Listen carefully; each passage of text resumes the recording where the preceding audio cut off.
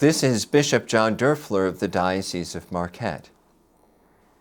Dear brothers and sisters in Christ, when I spend time with children, for example at our Catholic schools, they are eager to ask me about my favorites.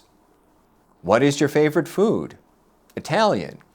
What is your favorite color? Black. What is your favorite sports team? A loaded question. What is your favorite ice cream? Mint chocolate chip. We all have preferences, some things that we like more.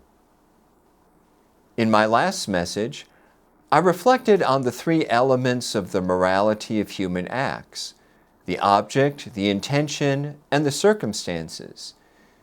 In this message, we begin our journey through the Ten Commandments to help us know what actions are good and bad. They spell out the first steps of what it means to love God and neighbor.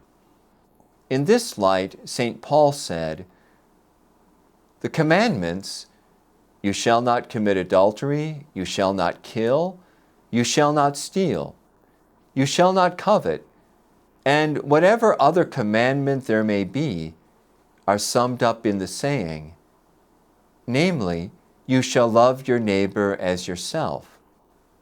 Love does no evil to the neighbor, hence love is the fulfillment of the law." End of quote. The first commandment invites us to reflect on who is our favorite. "I am the Lord your God, you shall not have other gods before me." Is God truly your favorite? Is God the most important part of your life? Does your life show that God is the most important, your favorite above all? Do you believe in God? Do you hope in God? Do you love God with your whole heart? The first commandment points us to the source of our happiness, God. Believing in God, hoping in God, loving God brings us deep interior joy. The commandments are not a limitation of our freedom, but rather a roadmap to happiness. When we sin against the commandments, we exchange the true path to happiness with a counterfeit. Some sins against the first commandment include idolatry, atheism, heresy or denying a defined teaching of our faith, apostasy or abandoning our faith, despair, lukewarmness in our faith, and even hatred for God. Today, it is easy to sin against the first commandment when we do not get our priorities straight, when something else becomes our favorite. Power, money, material things, sports, career, etc. When God is not our favorite, our love for Him cools.